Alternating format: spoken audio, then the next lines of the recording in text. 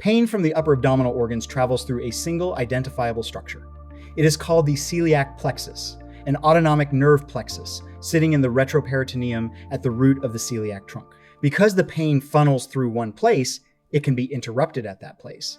That is what a celiac plexus block does. It is why the procedure exists for pain that oral medication handles badly. And it is worth understanding early because in practice, this is a procedure that tends to get raised late. Let me start with who this is for. Chronic upper abdominal pain occurs as a complication of various malignant and benign diseases, including pancreatic cancer and chronic pancreatitis. When it is present, it may contribute to lower quality of life and higher mortality. Notice that this is not solely a cancer procedure. Chronic pancreatitis is a benign disease, and it produces the same kind of visceral pain through the same pathway. So when someone asks whether they need a cancer diagnosis to be considered for a celiac plexus block, the answer is no. The pain travels the same route either way. Pancreatitis care is described on our pancreatitis page. Among patients with abdominal cancer, a majority report intractable abdominal pain as the disease progresses. Now, the terminology, because it matters when you are being asked to consent to something. Direct intervention at the level of the plexus is called a celiac plexus block, or a neurolysis, depending on what is injected. A block using local anesthetic is diagnostic and temporary.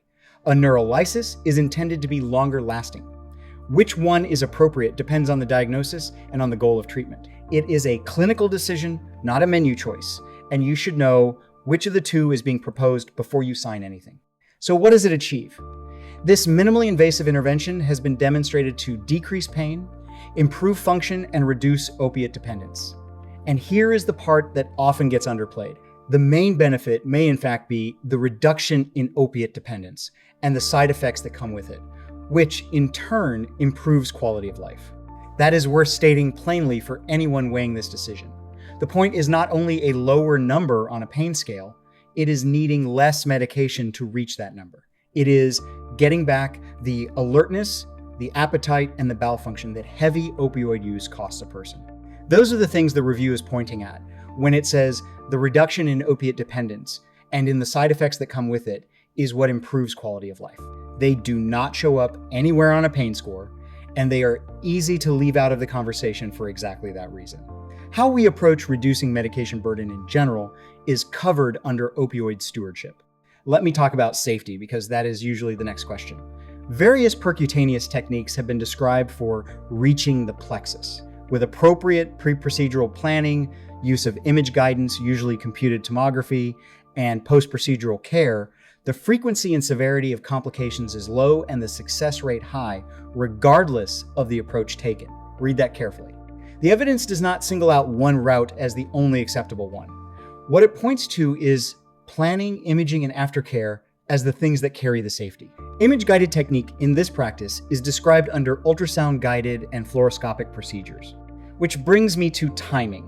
And this is where the published review is most direct. The reviewers concluded that celiac plexus block and neurolysis are safe and effective treatments for chronic upper abdominal pain, and that they should be considered early in patients experiencing such symptoms.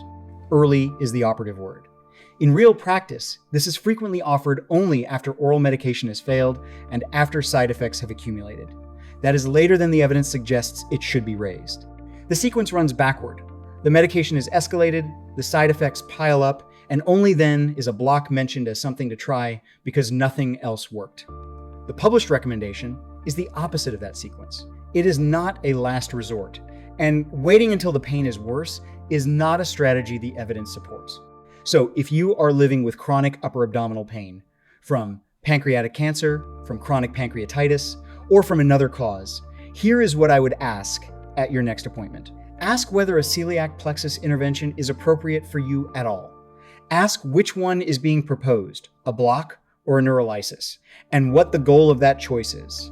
Ask what imaging will be used to guide the needle, and what the plan is for the hours and days afterward. And ask what success would look like. Is it a diagnostic answer, a longer stretch of relief, or a lower medication burden? Those are different goals, and they lead to different decisions. None of this means the procedure is right for every person with pain above the navel. It means the conversation should happen sooner than it usually does, with someone who does these under-image guidance and who can tell you honestly what the intervention can and cannot do for your particular diagnosis. If you want to have that conversation, here is how to reach us.